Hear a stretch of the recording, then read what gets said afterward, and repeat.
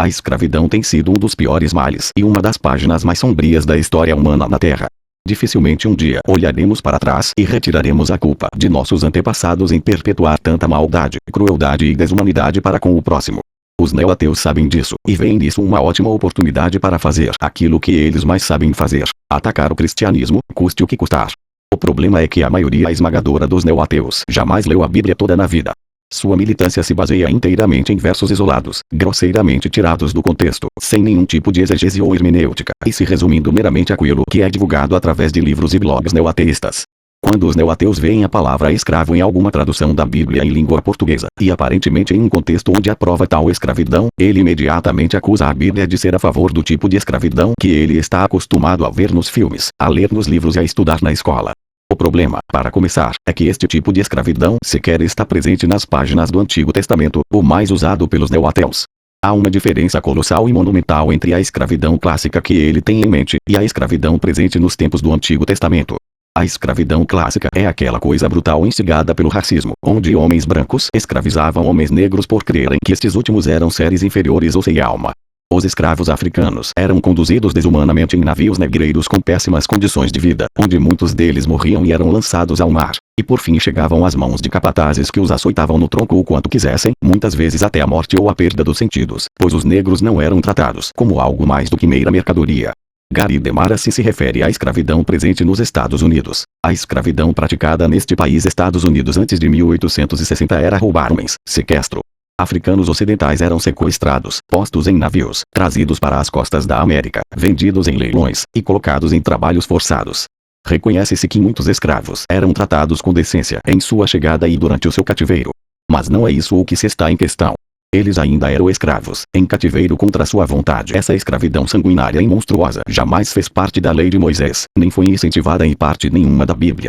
Comparar este conceito popular sobre escravidão com a escravidão entre os judeus do Antigo Testamento é uma jogada leviana e desonesta.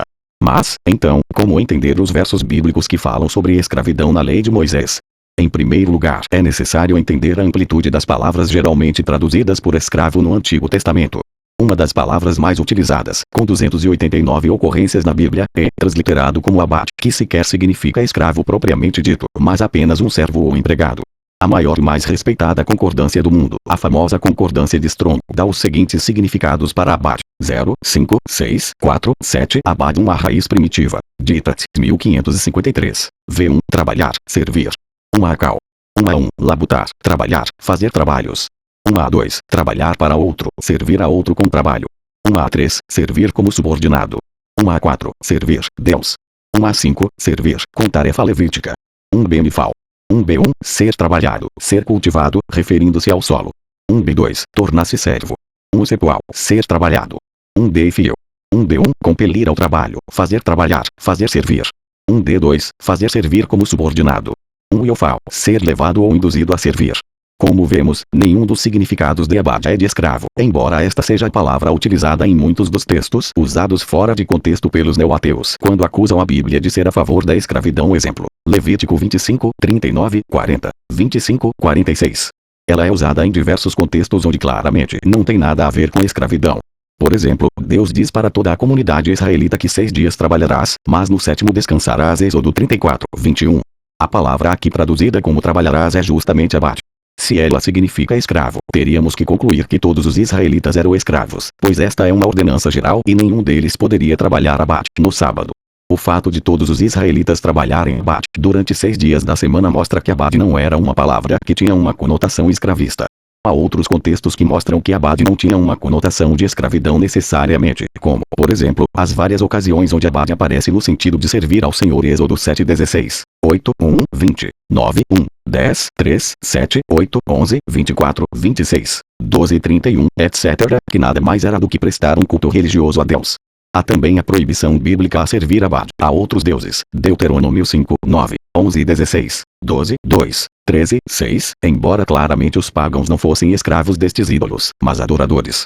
Outra ocorrência bastante interessante de abade está em Números 4 e 24, ocasião na qual o clã gersonita, que fazia parte da tribo de Levi, tinha ao serviço abade no templo de levar as cortinas internas do tabernáculo, a tenda do encontro, a sua cobertura, a cobertura exterior de couro, as cortinas da entrada da tenda do encontro. Número 4 e 25. É evidente que este não era um trabalho escravo, mas uma simples divisão de tarefas entre as várias tribos de Israel. Em Gênesis 13:23, Adão cultiva Abad, o solo, e em Gênesis 4:2, Caim é descrito como sendo um lavrador Abad, da terra. Nestes casos, torna-se ainda mais óbvio que Abad não tem qualquer conotação de escravidão, mas se aplicava indiscriminadamente a qualquer tipo de trabalho realizado. Até mesmo quando o contexto é sobre o povo de Israel plantar vinhas. Deuteronômio 28:39, é Abad que aparece. Jacó se tornou Abade de Labão por 7 anos, Gênesis 29:20, sem jamais ter sido escravo dele. Um trabalhador assalariado também era considerado um abade, Gênesis 31:6-41. A conclusão lógica que podemos tirar é que um abade não era mais do que o servo ou trabalhador comum. Ser abade nos dias de hoje não seria mais do que trabalhar como um médico, advogado, secretário, empregada doméstica, etc. Há também outra palavra frequentemente associada na Bíblia com a escravidão, com 800 ocorrências, a qual é transliterado como Eber. A concordância de Strong dá a esta palavra os significados 0,5,6,5,0 Eber procedente de 5.647, Ditat 1553, NM1 escravo, servo. 1A escravo, servo, servidor. 1B súditos. 1C servos, adoradores, referindo-se a Deus. 1D servo, em sentido especial como profetas, levitas, etc. 1E servo, referindo-se a Israel.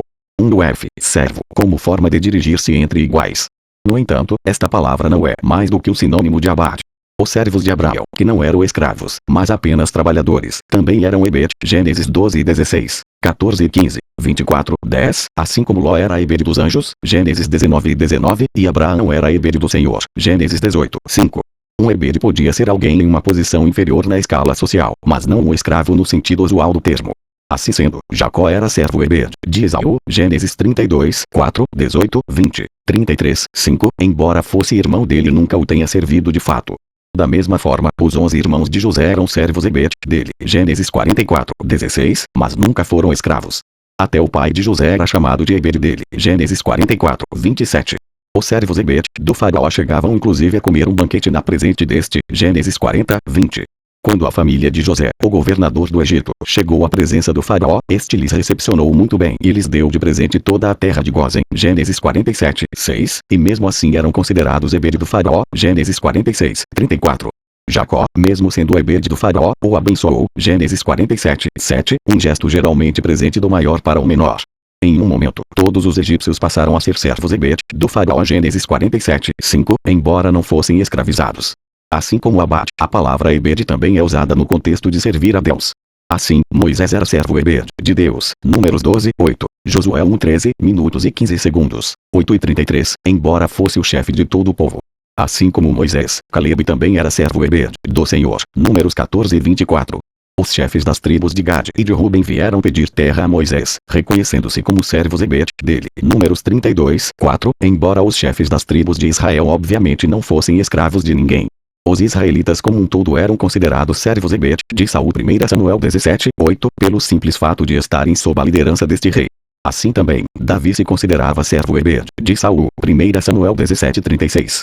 Após analisar algumas ocorrências de Eber no Antigo Testamento, Kilibut comenta: nosso uso moderno da palavra escravo geralmente evoca imagens mentais de crueldade, injustiça e escravidão contra a vontade de uma pessoa. Embora tais ideias possam estar incluídas no uso bíblico, elas não necessariamente se encaixam a cada vez que as palavras são usadas. Em vez disso, a imagem que vemos muitas vezes quando as palavras bíblicas para escravo são empregadas é um arranjo mutuamente benéfico semelhante a uma relação empregador/empregado. A única vez em que Eber parece ter claramente o sentido de escravo é em relação ao trabalho escravo dos israelitas no Egito, Êxodo 5:16, 13:3, 22, ocasião na qual os israelitas prestavam serviços forçados ao faraó sem qualquer direito, e sendo severamente açoitados para que cumprissem sua cota diária de trabalho, Êxodo 5:6, 14. Diante disso tudo, a King James Version, considerada por muitos estudiosos como a melhor tradução já feita em língua inglesa, decidiu traduzir a palavra slave, escravo, em somente uma única ocasião no Antigo Testamento, Jeremias 2:14. O estudioso bíblico John Goldingay também concorda com esta análise preliminar sobre os vocábulos Abad e Eber. Ele assinalou que não há nada de intrinsecamente humilde ou indigno em ser um Eber. Em vez disso, era um termo honroso e digno. Nosso próximo passo é ver se os Abad e Eber em Israel, sob a sanção da lei de Moisés, tinham uma conotação pejorativa escravocrata, ou se era uma mera referência a um trabalhador ou servo, de acordo com o sentido geral destes termos na Escritura. Ao lermos as páginas da lei do Antigo Testamento no que diz respeito aos escravos, temos ainda mais segurança em afirmar que Abad e Ebed não tinham qualquer conotação pejorativa que os associasse à escravidão clássica ou antiga. Ao contrário, a lei de Moisés rompe os padrões da época e estabelece dignidade e cidadania aos servos que, de outra forma, estariam sofrendo muito mais em outros países, sob as mesmas condições. O escravo em Israel não era um escravo propriamente dito, mas alguém que voluntariamente se vendeu como servo de outra pessoa a fim de pagar uma dívida que contraiu por algum meio. Por essa razão, ele trabalhava para a pessoa a quem devia, pelo tanto de tempo correspondente à sua dívida. Isso não é mais do que se eu estivesse endividado com você e não tivesse dinheiro para pagá-lo no momento, e por essa razão me voluntariasse a trabalhar para você na sua empresa, ou na sua casa, até que pagasse a dívida com os meus serviços prestados. Isso obviamente não tem absolutamente nada a ver com a escravidão que estamos acostumados a ler, ou aquela que os ateus usam para falsamente acusar os cristãos. A lei era clara em dizer que esse servo não trabalharia como escravo, mas como trabalhador contratado, pois de fato o que ele trabalhava era descontado da dívida até que a mesma fosse totalmente paga. Se alguém do seu povo empobrecer e se vender a algum de vocês, não o façam trabalhar como escravo. Ele deverá ser tratado como trabalhador contratado ou como residente temporário. Trabalhará para quem o comprou até o ano do jubileu. Então ele e os seus filhos estarão livres, e ele poderá voltar para o seu próprio clã e para a propriedade dos seus antepassados. Pois os israelitas são meus servos, a quem tirei da terra do Egito. Não poderão ser vendidos como escravos. Levítico 25, 39, 42. O conceito básico da escravidão entre os hebreus, portanto, não era de um trabalhador forçado que tinha que trabalhar até o fim da vida, sendo tratado como mera mercadoria nas mãos de um capataz que tem o poder de fazer o que quiser com ele. Ao contrário, era de trabalhadores devidamente assalariados, porque tudo que trabalhavam era descontado diariamente da dívida contraída até que a mesma fosse quitada, e então o trabalhador era liberado de seu serviço. Por isso, o escravo israelita era corretamente equiparado ao trabalhador contratado ou residente temporário. Verso 40. Levítico 25, 53 diz explicitamente: ele, o escravo, deverá ser tratado como um empregado contratado anualmente. Não permitam que o seu senhor domine impiedosamente sobre ele. Levítico 25, 53. Um texto que lança mais luz sobre a escravidão entre os hebreus é o de Gálatas 4, 1, onde Paulo, um judeu, afirma que enquanto o herdeiro é menor de idade, em nada difere de um escravo, embora seja dono de tudo. Gálatas 4, 1. Paulo jamais assemelharia o estado de um herdeiro livre ao estado de um escravo, se o escravo em Israel fosse uma mula de carga como era nas outras nações. Se o escravo estava no mesmo nível do herdeiro enquanto este é menor de idade, é porque ele tinha dignidade e respeito, não porque fosse uma propriedade ou mercadoria. O escravo hebreu era apenas um servo trabalhando pelo tempo correspondente à quitação de uma dívida por ele mesmo contraída. Kate Thompson ressaltou que isso é semelhante ao que ocorreu no século XVII na América colonial, onde os imigrantes europeus não podiam pagar a passagem para a América e por isso trabalharam para uma família a fim de pagá-los pelo preço da passagem. Gary DeMar também sublinhou que muitos dos primeiros colonos dessa nação, Estados Unidos, pagaram sua passagem como trabalhadores compulsórios. Isso, claramente, não é escravidão, mas apenas um pagamento justo e devidamente correspondente a uma dívida contraída por alguma razão. Comentando o texto de Levítico 25, 39, 42, que acabamos de conferir, James M. Rochford observa três coisas. Em primeiro lugar, não havia tal coisa como declaração de falência na cultura antiga. Falência é um fenômeno moderno. Se você caía em dívida, precisava trabalhar fora. Em segundo lugar, este serviço era voluntário, ele se vender a vocês. Verso 39. Em terceiro lugar, este serviço não foi para o lucro de comerciantes de escravos. Em geral, o escravo trabalhava para seu senhor por um período muito breve, porque era raro alguém contrair dívidas tão grandes no sistema vigente em Israel, que regulamentava rigorosamente o tanto de riquezas e, consequentemente, evitava que alguém empobrecesse muito. Por isso, os casos em que alguém ficava muito tempo como servo eram geralmente quando um criminoso roubava algo de alguém, era descoberto e tinha que devolver aquilo que roubou, acrescentando mais um quinto do valor roubado. Levítico 6, 5. Em alguns casos excepcionais, o ladrão tinha que restituir o dobro. Êxodo 22, 7, ou até mesmo 4 ou 5 vezes mais daquilo que foi roubado. Êxodo 22, 1. Se alguém roubasse muitas vezes, ou algo de muito valor, iria contrair uma dívida muito grande e consequentemente passaria muito tempo em servidão. Êxodo 22, 3 diz: o ladrão terá que restituir o que roubou, mas se não tiver nada, será vendido para pagar o roubo. Êxodo 22, 3. Além do servo israelita não ser nem perto de um escravo na concepção popular do termo, ele ainda era dotado de uma série de privilégios e benefícios que nunca, em momento nenhum da história, algum escravo de outra nação jamais possuiu. Por exemplo, independentemente do tamanho da dívida contraída, o tempo limite de trabalho era de 6 anos. Depois disso, não importa o quanto ainda faltasse para quitar a dívida, ele tinha que ser liberado e voltar para sua casa sem dever mais nada e sem ter que trabalhar mais para seu antigo senhor. Se seu concidadão hebreu, homem ou mulher, vender-se a você e servi-lo 6 anos, no 7º ano dele a liberdade. E, quando o fizer, não o mande embora de mãos vazias. Dê-lhe com generosidade dos animais do seu rebanho, do produto da sua eira e do seu lagar. Dê-lhe conforme a bênção que o Senhor, o seu Deus, lhe tem dado. Lembre-se de que você foi escravo no Egito e que o Senhor, o seu Deus, o redimiu.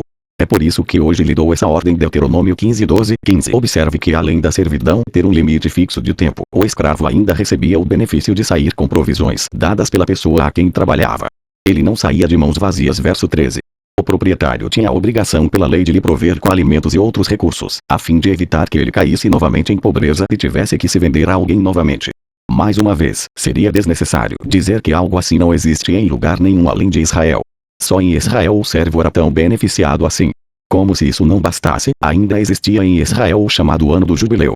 O Ano do Jubileu era um ano em específico que acontecia a cada 50 anos.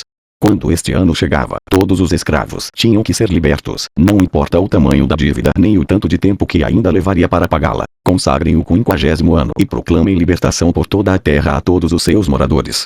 Este lhe será um ano de jubileu, quando cada um de vocês voltará para a propriedade da sua família e para o seu próprio clã. Levítico 25:10. Nesse ano do jubileu cada um de vocês voltará para sua propriedade. Levítico 25:13. Essa lei, além de beneficiar o servo, ainda servia de ajuste social para evitar a extrema pobreza em Israel, já que neste ano do jubileu as propriedades sempre tinham que voltar aos seus donos originais, e de graça, a propriedade será devolvida no jubileu, e ele então poderá voltar para sua propriedade. Levítico 25:28. Isso evitava duas coisas. 1. Que houvesse famílias extremamente ricas, monopolizando os recursos e se tornando senhores de escravos. 2. Que houvesse famílias extremamente pobres, que tivessem sempre que se vender para pagar uma dívida e depois se vender novamente em função de sua irrevogável pobreza.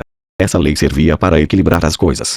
Alguém podia enriquecer durante alguns anos, adquirindo propriedades, mas ao chegar o ano do jubileu tinha que voltar à sua posse original e devolver aos donos originais aquilo que lhes foi adquirido. Da mesma forma, alguém podia ficar muito pobre e ter que vender sua propriedade para pagar a dívida, mas ele mesmo, ou pelo menos seus filhos, não ficaria pobre para sempre, formando gerações de pobres, mas teria sua propriedade de volta, e com ela uma nova chance de recomeçar tudo do zero. Não tenho ideia de outra lei fora de Israel que beneficiasse tanto os servos e os pobres quanto essa. Além disso, a lei proibia que se cobrassem juros de pessoas pobres, impedindo que os ricos lucrassem em cima deles. Se fizerem empréstimo a alguém do meu povo, a algum necessitado que viva entre vocês, não cobrem juros dele. Não emprestem visando lucro. Êxodo 22:25. Ela também incentivava as doações aos necessitados, de forma liberal e generosa, sem relutância no coração. Se houver algum israelita pobre em qualquer das cidades da terra que o Senhor, o seu Deus, lhe está dando, não endureçam o coração, nem fechem a mão para com seu irmão pobre. Ao contrário, tenham mão aberta e emprestem-lhe liberalmente o que ele precisar. Cuidado! Que nenhum de vocês alimente este pensamento ímpio. O 7º ano, o ano do cancelamento das dívidas, está se aproximando, e não quero ajudar o meu irmão pobre. Ele poderá apelar para o Senhor contra você, e você será culpado pelo pecado. Dê-lhe generosamente, e sem relutância no coração, pois, por isso, o Senhor, o seu Deus, o abençoará em todo o seu trabalho e em tudo o que você fizer. Deuteronômio 15:7-10. Até a finalidade do dízimo era para o sustento dos levitas, dos estrangeiros, dos órfãos, das viúvas e dos mais necessitados. Ao final de cada 3 anos, tragam todos os dízimos da colheita do 3º ano e armazenem-os em sua própria cidade, para que os levitas, que não possuem propriedade nem herança, e os estrangeiros, os órfãos e as viúvas, que vivem na sua cidade, venham comer e saciar-se, e para que o Senhor, o seu Deus, o abençoe em todo o trabalho das suas mãos. Deuteronômio 14:28-29. Essas leis de regulamentação e benefício social existiam justamente para que não haja nenhum pobre no meio de vós. Deuteronômio 15:4, e funcionavam muito melhor do que qualquer programa social atual. Tais provisões, como ressalta Rochefort, faziam com que não houvesse necessidade de alguém se voluntariar como servo. Fica a questão: quem iria se preocupar em fazer leis beneficiando os mais pobres e servos, contra a vontade dos mais ricos e soberanos da terra, se o servo era apenas uma mercadoria ou propriedade? A verdade é que estas leis que visavam beneficiar os menos favorecidos existiam justamente porque a ideia de escravidão entre os hebreus era totalmente inexistente, tendo em vista que o servo hebreu não era nem de longe considerado um escravo, como nos moldes modernos. A lei também proibia o sequestro e venda de servo sob pena de morte. Se um homem for pego sequestrando um dos seus irmãos israelitas, tratando-o como escravo ou vendendo-o, o sequestrador terá que morrer. Eliminem o mal do meio de vocês. Deuteronômio 24, 7. Outra lei que favorecia grandemente os escravos era a que permitia que o escravo fugitivo vivesse em liberdade entre os israelitas, em qualquer cidade que ele escolhesse. Se um escravo refugiar-se entre vocês, não o entreguem nas mãos do seu senhor. Deixem-no viver no meio de vocês pelo tempo que ele desejar em qualquer cidade que ele escolher. Não o oprimam. Deuteronômio 23 e 15, 16. Enquanto as leis antigas puniam o escravo fugitivo com a morte, a lei de Moisés não apenas não prescrevia punição nenhuma, como também permitia que o fugitivo vivesse em paz em qualquer cidade que escolhesse, e aquele que o encontrasse era proibido de entregá-lo de volta a seu patrão. Essa lei, além de ser mais um grande benefício aos escravos, ainda servia para evitar que o senhor tratasse mal seu servo. A lógica era a seguinte: se um patrão tratasse mal seu escravo, este poderia fugir e o patrão não poderia fazer nada para impedir isso. Por esta razão, eles eram incentivados a tratar bem os que trabalhavam para eles, para que não tivessem nenhuma razão ou motivação para fugir, o que seria relativamente fácil. Enquanto as leis das outras nações deixavam o dono livre para tratar o escravo da forma que quisesse, a lei de Moisés fazia justamente o contrário. Beneficiava o escravo em detrimento de seu dono, forçando os donos a tratar bem seus servos, sob o risco de eles se magoarem pela forma com que são tratados e fugissem para outro lugar. Talvez seja isso o que explique o texto de Deuteronômio 15 e 16, 17, o qual diz que um escravo poderia voluntariamente recusar ser liberto. Mas se o seu escravo lhe disser que não quer deixá-lo, porque ama você e sua família e não tem falta de nada, então apanhe um furador e fure a orelha dele contra a porta, e ele se tornará seu escravo para o resto da vida.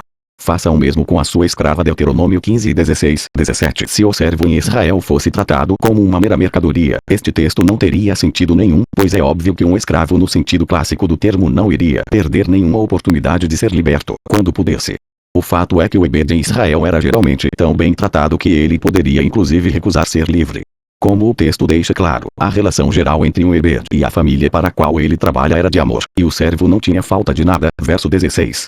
Comentando este texto, Keith Thompson observa: isso mostra que os servos estavam sendo tratados muito bem, tanto que muitos optaram por permanecer com a família de seu patrão para sempre por causa do bom tratamento e cuidados realizados por eles. O American Tract Society Bible Dictionary também corretamente assinala que os escravos dos hebreus não eram para servir com rigor, nem transferidos para um cativeiro mais pesado. Ele tinha um recurso para os tribunais, o direito de todos os privilégios religiosos, o poder de exigir a libertação de uma prestação equivalente pecuniária, e uma doação de seu mestre em sua libertação. Em acréscimo a isso, deve ser observado que Levítico 25, 48, 49 diz que os escravos podiam ser resgatados através de algum parente rico que pagasse pela dívida contraída, de modo a evitar que ele ficasse em servidão. Deuteronômio 25, 43 proíbe que os patrões dominem impiedosamente sobre os servos. Êxodo 21, 8 proíbe que uma escrava seja vendida a estrangeiros e prescreve o resgate dela caso ela não agrade a seu senhor, saindo assim livre. Êxodo 20, 17 proíbe cobiçar o escravo do próximo. Levítico 25, 44 proíbe a compra de escravos israelitas por outro israelita. Além disso, os escravos tinham direitos trabalhistas e podiam descansar nos dias solenes em que as pessoas livres também descansavam, como é o caso do sétimo dia. Trabalharás 6 dias e neles farás todos os teus trabalhos, mas o sétimo dia é um sábado para o Senhor, o teu Deus. Nesse dia não farás trabalho algum, nem tu nem teu filho ou filha, nem o teu servo ou serva, nem o teu boi, teu jumento ou qualquer dos teus animais, nem o estrangeiro que estiver em tua propriedade, para que o teu servo e a tua serva descansem como tu. Deuteronômio 5 e 13, 14. Até o servo tinha descanso no sábado, bem como todo o resto do povo, o que indica que os escravos tinham certos direitos iguais aos homens livres. Nas outras sociedades, o escravo não tinha direito nenhum, e era obrigado a trabalhar a qualquer momento que seu dono assim desejasse, ou seja, sempre. O propósito maior da guarda do sábado era justamente para que os servos e os estrangeiros renovassem suas forças. Em 6 dias façam os seus trabalhos, mas no sétimo não trabalhe, para que o seu boi e o seu jumento possam descansar, e o seu escravo e o estrangeiro renovem as forças. Êxodo 23 e 12. Mas não era só no sétimo dia que o escravo tinha direito de descanso.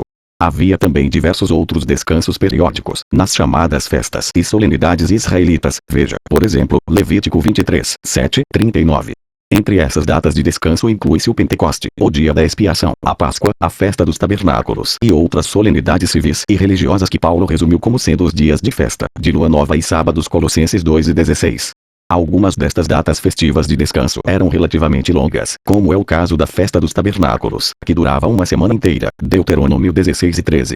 Somando todos esses dias festivos de folga e o sábado, Villards Vartley concluiu que em um período de 50 anos, os servos tinham 23 anos e 54 dias de folga. Isso é praticamente a metade do tempo. Isso é mais tempo de folga do que o tempo que um trabalhador comum assalariado tem nos dias de hoje, sim, em pleno século XXI. Isso significa que você trabalha mais do que um escravo trabalhava em Israel. E se isso já é impactante se aplicado aos dias de hoje, imagine o quão gritante fica o contraste com os outros povos da época, que não davam folga nenhuma aos seus escravos em dia nenhum do ano. O detalhe mais interessante por trás de tudo isso é que nestes dias os escravos não apenas tinham folga, mas eles próprios participavam da celebração das solenidades, da mesma forma que as pessoas livres, o que indica a igualmente em moral e dignidade entre ambos. E alegrem-se perante o Senhor, o seu Deus, no local que ele escolher para a habitação do seu nome, junto com os seus filhos e as suas filhas, os seus servos e as suas servas, os levitas que vivem na sua cidade, os estrangeiros, os órfãos e as viúvas que vivem com vocês. Lembrem-se de que vocês foram escravos no Egito e obedeçam fielmente a esses decretos. Celebrem também a festa das cabanas durante 7 dias, depois que ajuntarem o produto da eira e do lagar. Alegrem-se nessa festa com os seus filhos e as suas filhas, os seus servos e as suas servas, os levitas, os estrangeiros, os órfãos e as viúvas que vivem na sua cidade. Deuteronômio 16 e 11, 14, Êxodo 12 e 44, 45 é particularmente ainda mais interessante, uma vez que prescreve que o escravo poderia comer da Páscoa, enquanto o residente temporário e o trabalhador contratado, ou seja, pessoas livres, não. O escravo comprado poderá comer da Páscoa, depois de circuncidado, mas o residente temporário e o trabalhador contratado dela não comerão. Êxodo 12, 44, 45. Isso jamais ocorreria em outra lei antiga sobre escravidão, onde os escravos eram vistos como a escória do mundo, e não tinham direito nenhum a não ser o de trabalhar arduamente até morrer. Contrariando tudo isso, o livro de Jó ensina a igualdade entre senhores e servos. Se neguei justiça aos meus servos e servas, quando reclamaram contra mim, que farei quando Deus me confrontar? Que responderei quando chamado a prestar contas? Aquele que me fez no ventre materno não fez também a eles? Não foi ele quem formou a mim e a eles no interior de nossas mães? Jó 31, 13, 15. E em Joel, Deus profetiza o derramar do Espírito indistintamente, sobre os homens livres e também sobre os servos e servas, sem fazer acepção de pessoas. E há de ser que, depois derramarei o meu Espírito sobre toda a carne, e vossos filhos e vossas filhas profetizarão, os vossos velhos terão sonhos, os vossos jovens terão visões. E também sobre os servos e sobre as servas naqueles dias derramarei o meu espírito. Joel 2 e 28, 29. Uma das maiores características do Deus judaico-cristão, que marca a presença ao longo de toda a Escritura, é justamente de não fazer acepção de pessoas, mas tratar todos igualmente, conforme Deuteronômio 1, 7, 10 e 17, 16 e 19, 2 Crônicas 19, 7, Malaquias 2, 9, Levítico 19 e 15, Romanos 2 e 11, Atos 10 e 34, Tiago 2, 1, 9. Colossenses 13 e 25, Efésios 6, 9, 1 Pedro 1 e 17, Lucas 20 e 21. Todos os servos e servas também tinham o direito de comer o dízimo em Jerusalém, da mesma forma que a família para a qual eles trabalhavam. Vocês não poderão comer em suas próprias cidades o dízimo do cereal, do vinho novo e do azeite, nem a primeira cria dos rebanhos, nem o que, em voto, tiverem prometido, nem as suas ofertas voluntárias ou dádivas especiais. Ao invés disso, vocês os comerão na presença do Senhor, do seu Deus, no local que o Senhor, o seu Deus, escolher. Vocês, os seus filhos e filhas, os seus servos e servas, e os levitas das suas cidades. Alegrem-se perante o Senhor, o seu Deus, em tudo o que fizerem. Deuteronômio 12 e 17, 18. Se alguém ferisse um escravo no olho ou nos dentes, o escravo era automaticamente liberto e a dívida era na mesma hora quitada. Êxodo 21 e 26, 27. O que demonstra, mais uma vez, que os escravos não eram vistos como propriedades de um dono. Se fossem, o dono poderia fazer com eles o que bem entendesse. Comentando este trecho da lei, W.C. Kaiser diz que ela é sem precedentes no mundo antigo, onde um mestre podia tratar seu escravo como quisesse. Rochford adiciona que se este princípio tivesse sido aplicado na escravidão do sul dos Estados Unidos, este sistema cruel e desumano teria sido em grande parte destruído. Também a escrava que se casasse com o filho do patrão teria que ter todos os mesmos direitos de uma filha, e não poderia deixar de provê-la de mantimento e de todos os direitos conjugais. Se o seu senhor a escolher para seu filho, lhe dará os direitos de uma filha. Se o senhor tomar uma segunda mulher, não poderá privar a primeira de alimento, de roupas e dos direitos conjugais. Se não lhe garantir essas 3 coisas, ela poderá ir embora sem precisar pagar nada. Êxodo 21, 9, 11. De fato, eram tantos os direitos dos escravos em Israel que John Bunyan escreveu que a forma de escravidão que era tolerada no Antigo Testamento era tão estritamente regulamentada que havia pouca diferença prática entre um escravo e um trabalhador contratado. É digno de nota ressaltar ainda que nos séculos que se seguiram, a escravidão em Israel foi se tornando cada vez mais incomum, e todos aqueles que insistiam em ter escravos eram repudiados pelos profetas e exortados a parar com a prática. Em 2 Crônicas 28, 10, 11, por exemplo, lemos: Mas um profeta do Senhor, chamado Obedim, estava em Samaria e saiu ao encontro do exército. Ele lhes disse: Estando irado contra Judá, o Senhor, o Deus dos seus antepassados, entregou-os nas mãos de vocês. Mas a fúria com que vocês os mataram chegou aos céus. E agora ainda pretendem escravizar homens e mulheres de Judá e de Jerusalém. Vocês também não são culpados de pecados contra o Senhor, o seu Deus. Agora, ouçam-me. Mandem de volta seus irmãos que vocês fizeram prisioneiros, pois o fogo da ira do Senhor está sobre vocês, segundo Crônicas 28, 9, 11. Como resultado, os israelitas do norte atenderam à exortação e libertaram os escravos. Verso 14. Outra ocorrência do tipo encontra-se em Neemias 5, 1, 13, onde o profeta relata o encontro que teve com as autoridades judaicas, e como os repreendeu por terem escravos israelitas. Ora, o povo, homens e mulheres, começou a reclamar muito de seus irmãos judeus. Alguns diziam: nós e nossos filhos e filhas somos numerosos, precisamos de trigo para comer e continuar vivos. Outros diziam: tivemos que penhorar nossas terras, nossas vinhas e nossas casas para conseguir trigo para matar a fome. E havia ainda outros que diziam: tivemos que tomar dinheiro emprestado para pagar o imposto cobrado sobre as nossas terras e as vinhas. Apesar de sermos do mesmo sangue dos nossos compatriotas e dos nossos filhos serem tão bons quanto os deles, ainda assim temos que sujeitar os nossos filhos e as nossas filhas à escravidão. E, de fato, algumas de nossas filhas já foram entregues como escravas e não podemos fazer nada, pois as nossas terras e as nossas vinhas pertencem a outros. Quando ouvi a reclamação e essas acusações, fiquei furioso. Fiz uma avaliação de tudo e então repreendi os nobres e os oficiais, dizendo-lhes: vocês estão cobrando juros dos seus compatriotas. Por isso convoquei uma grande reunião contra eles e disse: na medida do possível, nós compramos de volta nossos irmãos judeus que haviam sido vendidos aos outros povos. Agora vocês estão até vendendo os seus irmãos. E assim eles terão que ser vendidos a nós de novo. Eles ficaram em silêncio, pois ficaram sem resposta. Por isso prossegui: o que vocês estão fazendo não está certo. Vocês devem andar no temor do Senhor para evitar a zombaria dos outros povos, os nossos inimigos. Eu, os meus irmãos e os meus homens de confiança também estamos emprestando dinheiro e trigo ao povo. Mas vamos acabar com a cobrança de juros. Devolvam-lhes imediatamente suas terras, suas vinhas, suas oliveiras e suas casas, e também o juro que cobraram deles, a 100ª parte do dinheiro, do trigo, do vinho e do azeite. E eles responderam: nós devolveremos tudo o que você citou, e não exigiremos mais nada deles. Vamos fazer o que você está pedindo. Então convoquei os sacerdotes e os fiz prometer sob juramento cumprirem o que haviam prometido. Também sacudi a dobra do meu manto e disse: Deus assim sacuda de sua casa e de seus bens todo aquele que não mantiver a sua promessa. Tal homem seja sacudido e esvaziado. Diante disso, toda a assembleia disse amém e louvou o Senhor.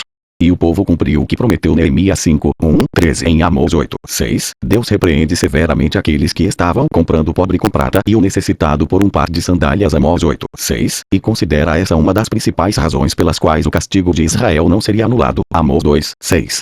Finalmente, em Jeremias 34, 8, 10, o profeta convence o rei Zedequias a libertar os escravos. O Senhor dirigiu a palavra a Jeremias depois do acordo que o rei Zedequias fez com todo o povo de Jerusalém de proclamar a libertação dos escravos. Todos teriam que libertar seus escravos e escravas hebreus. Ninguém poderia escravizar um compatriota judeu. Assim, todos os líderes e o povo que firmaram esse acordo de libertação dos escravos, concordaram em deixá-los livres e não mais os escravizaram. O povo obedeceu e libertou os escravos. Jeremias 34, 8, 10. Claramente, a escravidão em Israel não tinha nenhum traço ou semelhança com o conceito popular que temos sobre escravidão, a qual existia nos outros povos da época. Levítico 25, 42 é o texto que mais nitidamente diferencia os escravos hebreus do tipo de escravidão real que existia nas outras nações. Pois os israelitas são meus servos, a quem tirei da terra do Egito. Não poderão ser vendidos como escravos. Levítico 25, 42. O Ebed em Israel não poderia ser vendido como escravo, o que significa que o próprio Ebed não era visto como um escravo propriamente dito, no mesmo sentido que as outras nações tinham seus escravos. Como vimos, a escravidão entre os hebreus era absolutamente distinta de qualquer tipo de escravidão clássica ou antiga, e não tem qualquer traço ou ligação com elas. A lei de Moisés é, de fato, um grande passo e progresso histórico não apenas em relação à época, mas também em comparação com as épocas posteriores. Há um texto em especial que é particularmente mais difícil e que parece confrontar este estudo, a uma primeira vista. No entanto, se analisado dentro de seu devido contexto, ele reforça o que foi dito até aqui, ao invés de derrubar. O texto em questão se encontra em Êxodo 21 e 20, 21, que diz: se alguém ferir seu escravo ou escrava com um pedaço de pau, e como resultado o escravo morrer, será punido. Mas se o escravo sobreviver 1 ou 2 dias, não será punido, visto que é sua propriedade. Êxodo 21 e 20, 21. O texto deixa a entender que o escravo poderia apanhar o quanto quisesse, que não haveria problema algum, desde que não causasse a morte. Em caso de morte do escravo, a punição, embora não especificada aqui, é presumivelmente a pena capital, uma vez que ela é a pena atribuída ao assassinato ao longo de todo o capítulo, tornando implícito neste texto a punição capital. Não seria necessário repetir que a pena seria a morte, uma vez que esta é a punição padrão para este tipo de ação. Isso, por si só, é suficiente para mostrar que o escravo não era visto como mercadoria, pois neste caso não haveria qualquer problema em matá-lo, pois ninguém pune alguém por destruir algo que é dele mesmo. Neste caso, a morte do escravo seria um direito legal, e não algo que fosse punido com morte. É por isso que as leis das outras nações não previam qualquer tipo de punição para quem matasse um escravo que é seu, já que, como é seu, você poderia fazer o que quisesse com ele. A lei de Moisés era a única que não via o escravo como uma simples propriedade, e por isso punia com morte aquele que matasse algum heber. Mas ainda há o problema da segunda metade, o verso 21, que diz que se o escravo permanecesse vivo por 2 dias não haveria punição. A razão para isso não era porque o escravo era visto como mercadoria, o que é fortemente rejeitado no verso 20, mas sim porque era dado ao patrão o benefício da dúvida, ou seja, de que ele não tinha tido a intenção de matar o servo, mas apenas discipliná-lo por algum mal que ele possa ter feito, ou então por causa de um ferimento não intencional. Kate Thompson afirmou: neste caso, o chefe naval iria ser condenado à morte, uma vez que o assassinato teria sido acidental. Isso não significa que patrões devessem tentar fazer com que seus servos morressem depois de 2 dias, nem que isto tenha sido de alguma forma moral ou bom. O texto não diz isso. Ele está simplesmente dizendo que se uma morte acidental ocorresse após uma punição disciplinar, o patrão não merecia a morte.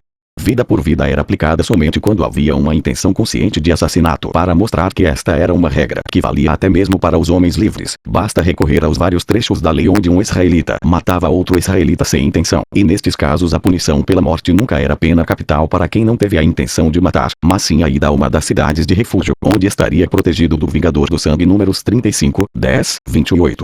Portanto, nem mesmo a morte não intencional de homens livres era punida com a morte. A forma de punição era apenas a preservação do indivíduo em uma cidade isolada, e no caso de quem matasse um escravo acidentalmente era de perder o próprio escravo, e, consequentemente, de não ter a retribuição financeira que teria, caso o servo continuasse trabalhando até pagar a dívida contraída. Portanto, o texto não se trata de discriminação contra escravos. O que mais lança luz ao caso é justamente o seu contexto, pois os versos imediatamente anteriores tratam de uma situação hipotética semelhante, só que na relação entre homens livres e não entre homem livre e escravo. Vejamos, se 2 homens brigarem e um deles ferir o outro com uma pedra ou com o punho e o outro não morrer, mas cair de cama, aquele que o feriu será absolvido, se o outro se levantar e caminhar com o auxílio de uma bengala. Todavia ele terá que indenizar o homem ferido pelo tempo que este perdeu e responsabilizar-se por sua completa recuperação. Êxodo 21 e 18, 19. A mesma coisa que vale para o caso do escravo ferido também serve para o homem livre ferido. Em nenhum dos 2 casos há a pena de morte quando não há a morte da outra pessoa, porque lhe é dado o benefício da dúvida. A diferença é que quem fere um homem livre tem que pagar o tratamento dele, enquanto aquele que feriu um escravo tem que libertá-lo. Êxodo 21 e 26, 27, o que em ambos os casos gera um prejuízo financeiro para o indivíduo que feriu alguém. Como o trabalho realizado pelo servo já era em si mesmo uma fonte de renda para o patrão, o fato de o escravo sair livre já era em si mesmo uma perda para o mesmo, proporcionalmente equivalente ao dano que ele teria caso tivesse agredido um homem livre ao invés de um escravo. Um caso semelhante a este, que também nos ajuda a entender a situação, se encontra em Deuteronômio 22 e 25, 29, embora o tema ali não seja a escravidão, mas o estupro. No verso 25 é dito que o homem que estuprasse uma mulher tinha que morrer, e a mulher sairia livre. Mas o verso 28 fala de uma outra moça que teria sido estuprada, e a punição era somente um pagamento em dinheiro. Como entender isso? A diferença é simples. No primeiro caso, é dito que a moça gritou pedindo socorro, verso 27, o que significa que ela não consentiu no ato. Mas no segundo caso, não é dito que ela gritou, o que significa que ela estava consentindo. Note que a punição varia entre um crime sem consentimento, estupro, e uma relação sexual consensual, ainda que considerada pecaminosa na época, uma vez que o sexo era só para pessoas casadas. Em todo caso, a mulher tinha o benefício da dúvida. Se ela alega que foi estuprada, somos instigados a acreditar no depoimento dela. Voltando a Êxodo 21 e 20, 21, aqui é dado o mesmo benefício da dúvida, só que ao patrão. O texto não está inferindo que o patrão pode bater no escravo à vontade contanto que não cause a morte instantânea, porque isso entraria em direto conflito com o texto de Êxodo 21 e 26, 27, que diz claramente que maltratar um escravo era o suficiente para que este tivesse a liberdade. Se o maltrato a um escravo era punido desta forma, quanto mais a morte dele. O que está implícito nestes versos, então, não é um passe livre para patrões agredirem seus servos, mas sim o benefício da dúvida que é concedido caso a agressão não tivesse sido intencional. Podemos até conjecturar sobre as razões que levavam a isso. Em caso de morte imediata, a simples palavra do patrão não seria o bastante, pois faltaria o depoimento do escravo, já morto, e ele seria condenado. Mas em caso de sobrevivência do escravo, o próprio escravo poderia testemunhar sobre não ter sido intencional, e neste caso o patrão estaria isento, tendo que arcar somente com as despesas e, é claro, com a perda do próprio servo que viria a falecer mais tarde. Sobre a parte final do verso, que diz que o escravo é sua propriedade, isso não deve ser entendido como sendo apenas propriedade, no sentido escravocrata clássico do termo. Pocopan faz uma importante observação sobre isso ao dizer, mesmo quando os termos comprar, vender ou adquirir são usados para os funcionários/empregados, eles não implicam que a pessoa em questão seja apenas propriedade. Pense em um jogador de futebol nos dias de hoje, que é negociado para outra equipe, para a qual ele pertence. Sim, as equipes têm donos, mas nem de longe estamos falando de escravidão aqui. Em vez disso, estes são acordos contratuais formais. Portanto, embora o texto de Êxodo 21 e 21 seja de difícil interpretação e possa aparentemente levar a equívocos se analisado apenas superficialmente, não há nada nele que comprometa o sentido real e verdadeiro de Ebed à luz da Bíblia, se examinado mais cuidadosamente. Outro texto geralmente utilizado por neo-ateus e críticos da Bíblia em geral é esse: se um homem deitar-se como uma escrava prometida a outro homem, mas que não tenha sido resgatada nem recebido sua liberdade, aplique-se a devida punição. Contudo não serão mortos, porquanto ela não havia sido libertada. O homem, porém, trará ao Senhor, à entrada da tenda do encontro, um carneiro como oferta pela culpa. Levítico 19 21. Não haveria nenhum problema com este texto, assim traduzido pela NVI, se não fosse pelo fato da King James ter cometido um erro de tradução imperdoável, vertendo por aplique a ela a devida punição, ao invés de aplique-se a devida punição. Com este equívoco, passou-se a ideia de que apenas a mulher era punida pelo adultério, e o homem saía ileso e tinha apenas que trazer ao Senhor um carneiro como oferta pelo pecado. É importante ressaltar que o pronome ela no hebraico, ei, não consta no texto bíblico original, e que atualmente quase nenhuma tradução segue o erro da King James, nem mesmo aquelas que traduziram a partir da KJV. As versões Almeida em geral vertem o texto no plural, serão castigados, e as versões católicas também não sugerem que a punição é válida somente à mulher. O que reforça isso é o fato de que tanto o homem quanto a mulher livres eram punidos da mesma forma pelo ato de adultério. Levítico 10 e 20, Deuteronômio 22 e 22, ao invés de apenas a mulher ser punida. O segundo tipo de escravidão presente na lei de Moisés era referente aos estrangeiros que eram derrotados em uma batalha e, por um ato de misericórdia, tinham suas vidas poupadas e passavam a servir o povo que os venceu. Em primeiro lugar, é fundamentalmente importante distinguir esses estrangeiros dos estrangeiros em geral. A lei de Moisés era em disparado a lei que mais beneficiava estrangeiros dentre todas as leis da época. Esses estrangeiros, uma vez circuncidados, passavam a integrar a sociedade judaica e tinham os mesmos direitos de um cidadão nascido na terra. Vocês terão a mesma lei para o estrangeiro e para o natural. Eu sou o Senhor, o Deus de vocês. Levítico 24, 22. A Assembleia deverá ter as mesmas leis, que valerão tanto para vocês como para o estrangeiro que vive entre vocês. Este é um decreto perpétuo pelas suas gerações, que, perante o Senhor, valerá tanto para vocês quanto para o estrangeiro residente. Números 15 e 15. O tratamento para com o estrangeiro em Israel também tinha que ser o mesmo tratamento devido aos próprios israelitas. O estrangeiro residente que viver com você será tratado como um natural da terra. Amém-no como a si mesmos, pois vocês foram estrangeiros no Egito. Eu sou o Senhor, o Deus de vocês. Levítico 19 e 34. Há inúmeras passagens na lei que prescrevem o amor, cuidado e caridade para com esses estrangeiros. Por exemplo, um israelita não poderia exigir juros de um estrangeiro, nem lucrar em cima dele. Se alguém do seu povo empobrecer e não puder sustentar-se, ajudem-no como se faz ao estrangeiro e ao residente temporário, para que possa continuar a viver entre vocês. Não cobrem dele juro algum, mas temam o seu Deus, para que o seu próximo continue a viver entre vocês.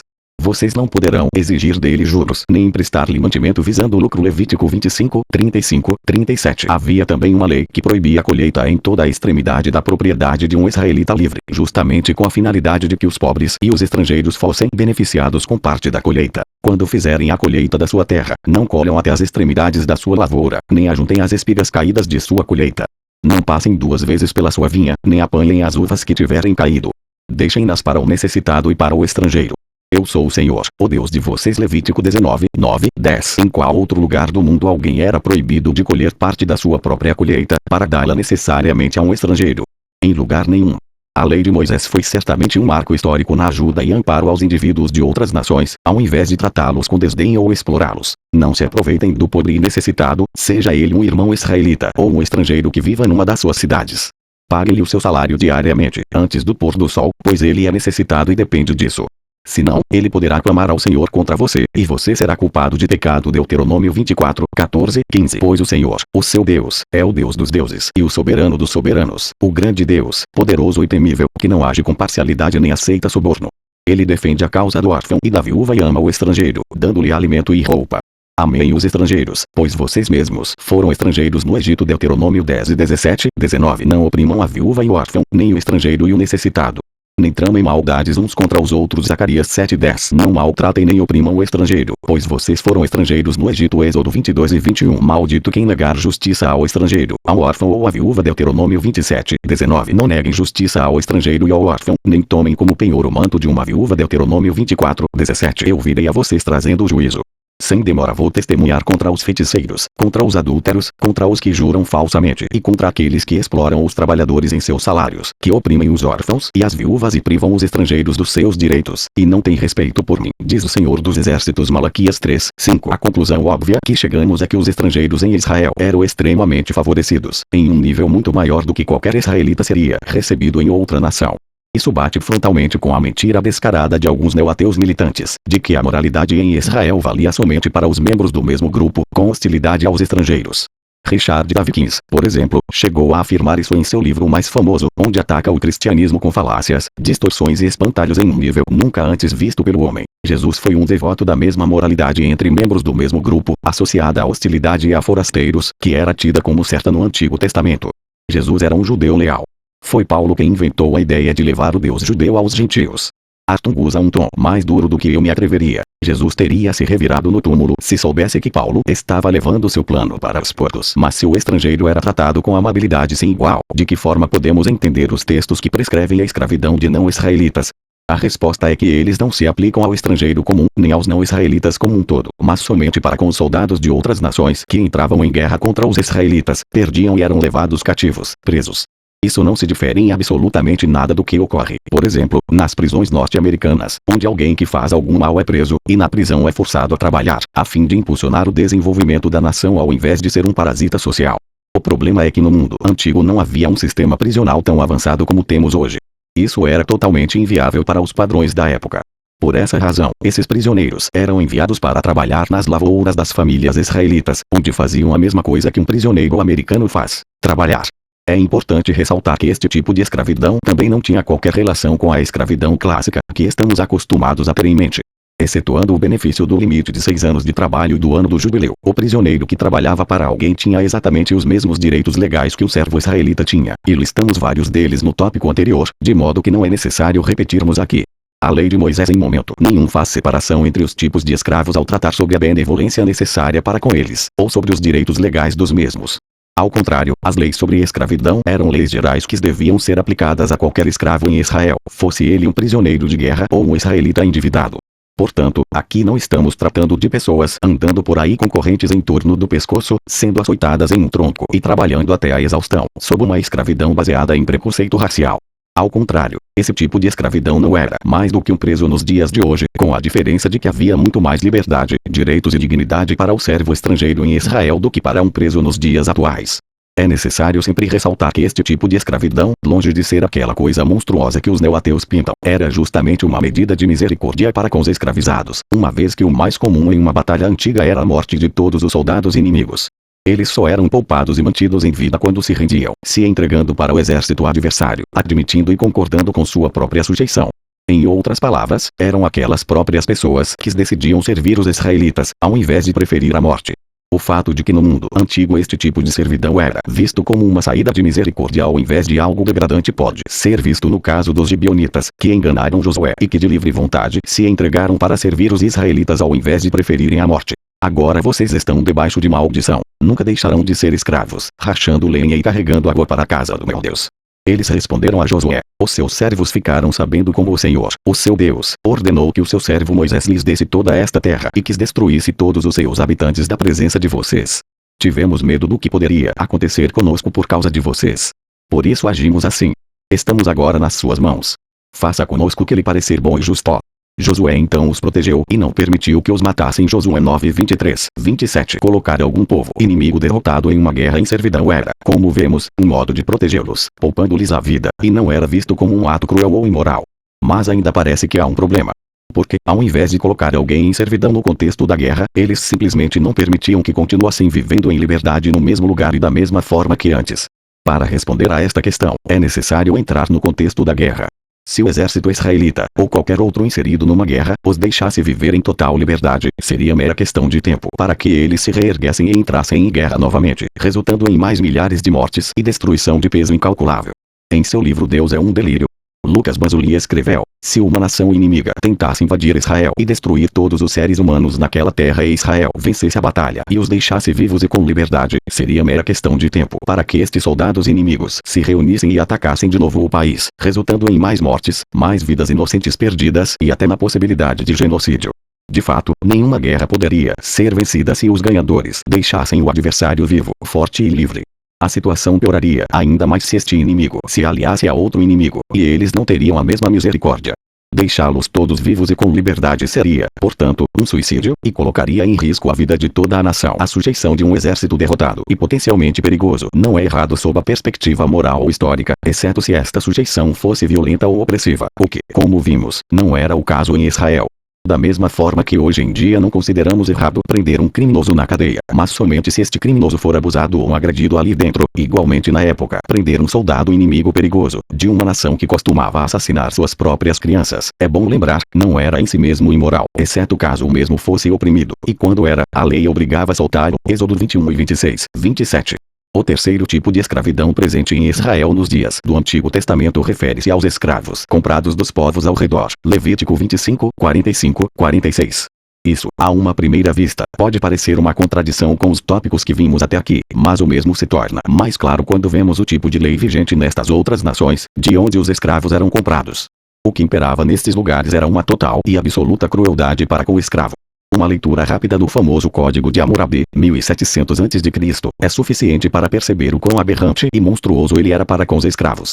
Bastava que o escravo dissesse: tu não és meu senhor, que o seu senhor já tinha que cortar-lhe a orelha. Lei 282. Enquanto a lei de Moisés punia com a morte quem matasse um escravo, o Código de Hammurabi punia apenas com o pagamento de 1/3 de mina. Lei 116, um quantitativo relativamente pequeno.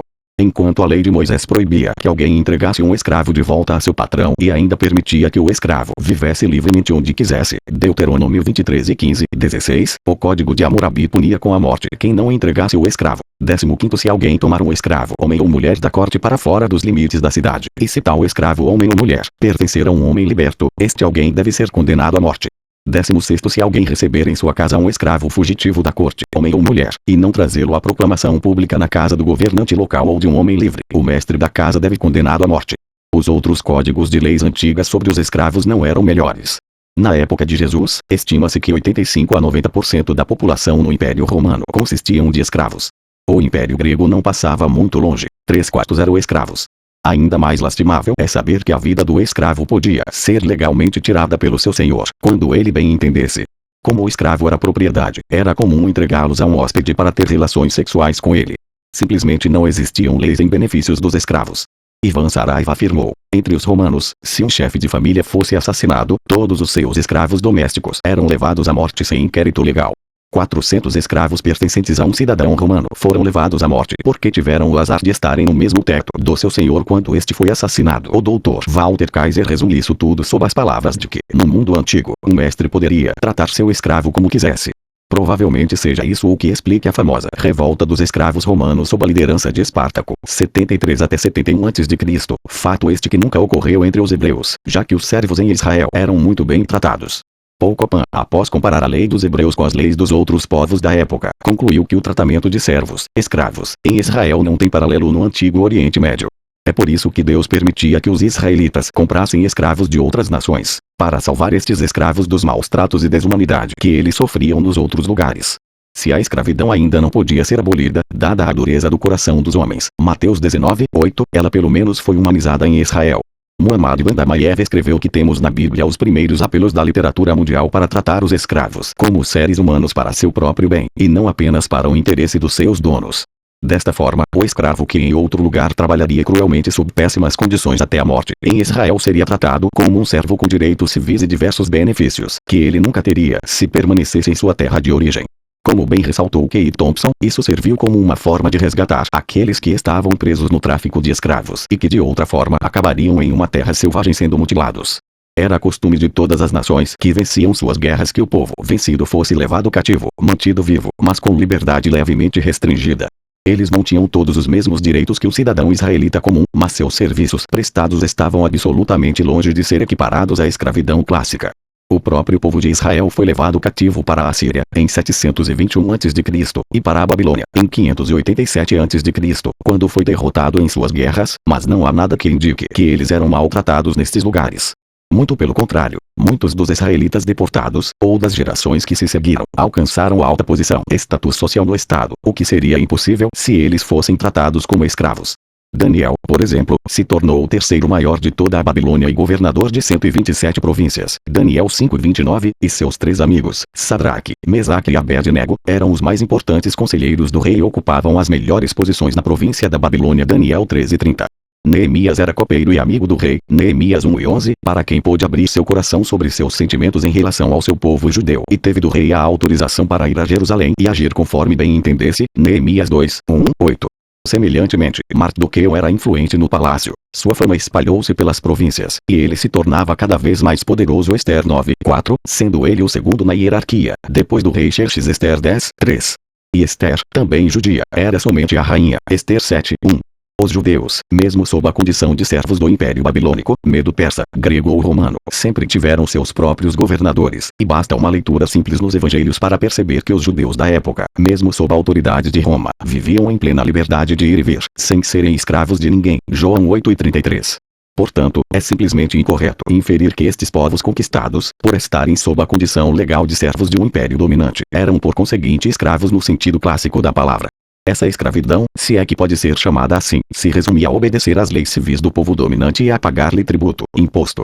Neste sentido, os cidadãos do Brasil colônia eram escravos de Portugal, para quem tinha que pagar o quinto, e até hoje no Brasil trabalhamos 5 meses apenas para pagar os impostos, e mesmo assim não nos consideramos escravos do Estado. Quando discorremos sobre a escravidão no Antigo Testamento, é sempre necessário entendermos 2 contextos.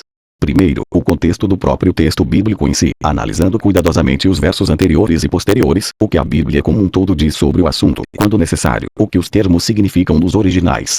Isso porque, como vimos, a maioria das vezes em que o neo-ateu arremete contra o cristianismo usando a questão da escravidão é tirando textos do contexto, aplicando uma escravidão clássica monstruosa para dentro de textos bíblicos que nem de longe estão tratando disso. O segundo contexto que sempre temos que ter em mente é o contexto histórico. Deus não estava escrevendo aquelas páginas da lei para os brasileiros do século XXI, mas para os judeus dos tempos de Moisés, por volta de 1500 a.C. Há certas coisas que claramente não se aplicam a nós em nossos dias. Uma das leis mosaicas dizia que o homem devia enterrar suas fezes, Deuteronômio 23:13. Naquela época, isso fazia sentido para evitar a contaminação. Mas hoje temos uma moderna rede de esgotos e aparelhos sanitários que fazem isso de forma muito mais eficiente. A lei de Moisés, como um todo, serviu para uma época específica, a qual era a sombra dos bens vindouros. Hebreus 10:1. Uma vez que esses bens vindouros já chegaram, na nova aliança, já não precisamos mais seguir a sombra, lei do Antigo Testamento, pois já temos a realidade, que é Jesus. É por isso que os apóstolos no Novo Testamento sempre fizeram questão de ressaltar que a antiga aliança, preceitos do Antigo Testamento, já havia dado lugar a uma nova aliança, de modo que nós em nossos dias já não estamos debaixo da antiga lei. Paulo disse que antes que viesse esta fé, estávamos sob a custódia da lei, nela encerrados, até que a fé que haveria de vir fosse revelada. Assim, a lei foi o nosso tutor até Cristo, para que fôssemos justificados pela fé. Agora, porém, tendo chegado a fé, já não estamos mais sob o controle do tutor. Gálatas 13:23-25.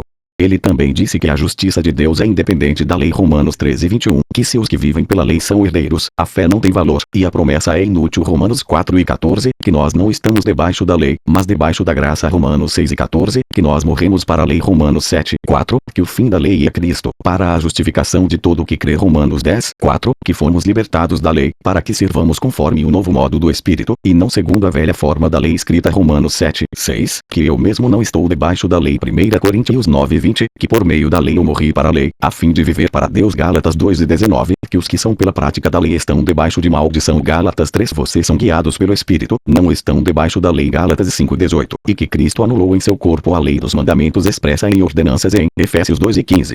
Analisarmos a questão da escravidão sob uma perspectiva moral é fácil, ela é errada, e ponto final. Mas analisarmos esta mesma questão sob uma perspectiva histórico-cultural é algo muito mais complexo.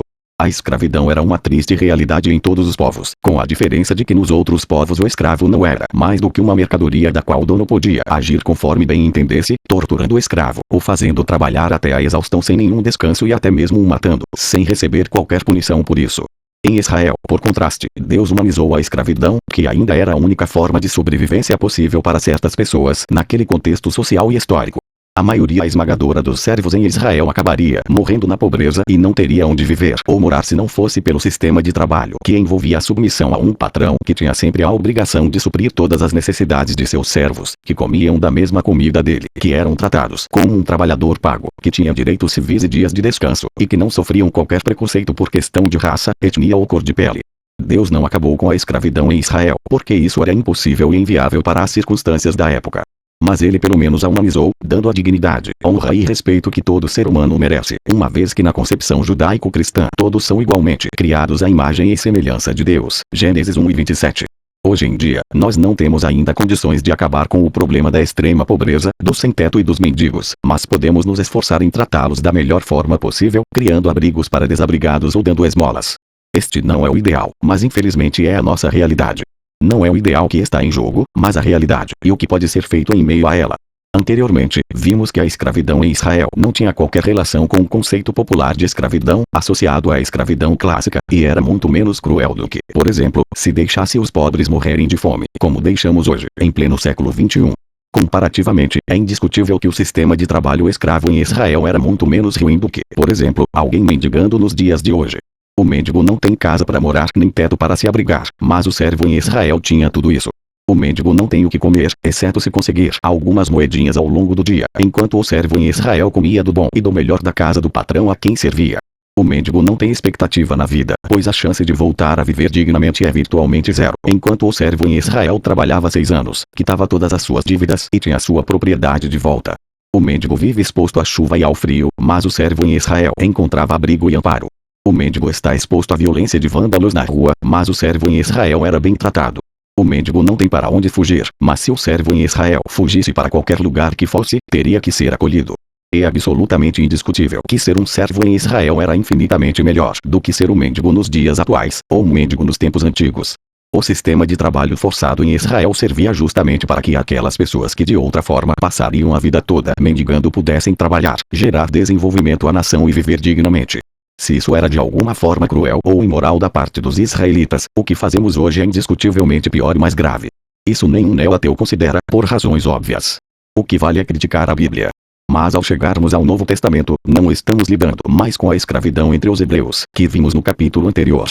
Na época em que o Novo Testamento foi escrito, no século I depois de Cristo, os judeus já haviam deixado a condição de senhores para a condição de servos, passando a estar sob a autoridade e jurisdição do Império Romano, que era quem realmente mandava. Neste contexto, a escravidão que os evangelistas e apóstolos abordaram não era mais o tipo de escravidão judaica que já estava definhando, mas a escravidão romana. E o problema é que os romanos, diferentemente dos hebreus, eram extremamente severos e cruéis com seus escravos, os quais não tinham qualquer direito, e eram constantemente oprimidos. É neste novo contexto que surge Jesus e Paulo. Os neo-ateus acusam ambos por não terem levantado voz contra a cruel escravidão vigente na época.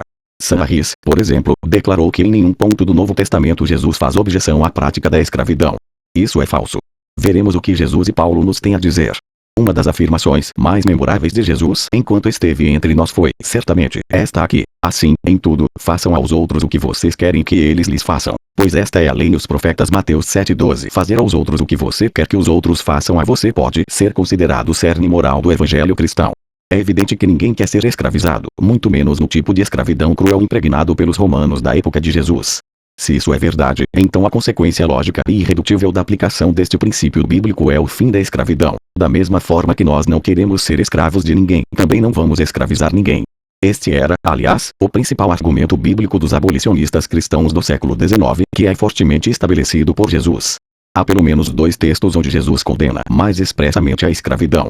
O primeiro se encontra em Lucas 4:18-19, que diz: O Espírito do Senhor está sobre mim, porquanto me ungiu para anunciar boas novas aos pobres. Enviou-me para proclamar libertação aos cativos, e restauração da vista aos cegos, para pôr em liberdade os oprimidos, e para proclamar o ano aceitável do Senhor. Lucas 4:18-19. Aqui vemos claramente que Jesus era a favor da liberdade aos cativos e queria que os oprimidos fossem postos em liberdade. Embora este texto se entenda também de forma espiritual, isto é, liberdade das cadeias do pecado, é inevitável que a aplicação espiritual tenha um fundo de verdade natural, a qual é aqui concebida. Em outras palavras, pôr em liberdade os oprimidos espiritualmente só é algo positivo porque em sentido natural também o é. De outra forma, a aplicação espiritual perderia o sentido. O texto, portanto, claramente coloca Jesus contra o sistema de opressão e cativeiro em que aquelas pessoas estavam inseridas. O segundo texto em que Jesus condena a escravidão está em Marcos 10:42, 45. Mas Jesus chamou-os para junto de si, e disse: Sabeis que os que são reconhecidos como governadores dos gentios, dominam sobre os seus vassalos, e sobre eles os seus grandes exercem autoridade. Não será assim entre vocês. Pelo contrário, quem quiser tornar-se importante entre vocês deverá ser servo, e quem quiser ser o primeiro deverá ser escravo de todos. Pois nem mesmo o Filho do Homem veio para ser servido, mas para servir e dar a sua vida em resgate por muitos. Marcos 10:42, 45. As autoridades das nações seculares da época dominavam sobre seus vassalos, mas entre os cristãos não seria assim. Este sistema, em uma comunidade governada por cristãos, teria que ser invertido. Ao invés dos governantes e pessoas que exercem autoridade escravizarem as demais que estão abaixo delas em poder, são elas que deveriam se humilhar e se tornar servas de todos. Esta não é apenas uma enfática negação ao sistema escravocrata, mas muito mais do que isso, é a inversão radical do sistema. Jesus é visto como um modelo. Ele, como o Deus encarnado, estava na maior posição de autoridade possível, mas ao invés de fazer escravos, ele próprio se tornou o servo de todos os outros, e morreu por eles. Da mesma forma, as autoridades e poderosos entre os cristãos são instigados a seguir o exemplo, ao invés de fazer escravos, se humilhar e servir a todos em amor, como Jesus fez. Jesus precedeu Lincoln Wilberforce em 18 séculos.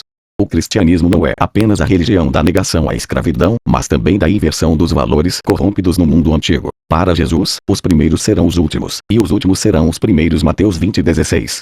Jesus sempre fez questão de colocar os primeiros por último, e os últimos por primeiro. Ele abalou o poder dos poderosos, e se colocou a favor dos pobres e oprimidos.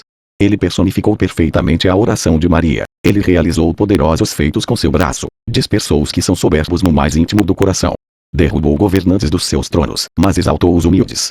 Encheu de coisas boas os famintos, mas despediu de mãos vazias os ricos. Lucas 1:51, 53. Jesus também nunca deixou de curar os servos ou pobres, ao contrário, parece que ele tinha uma missão específica voltada ao amparo deles.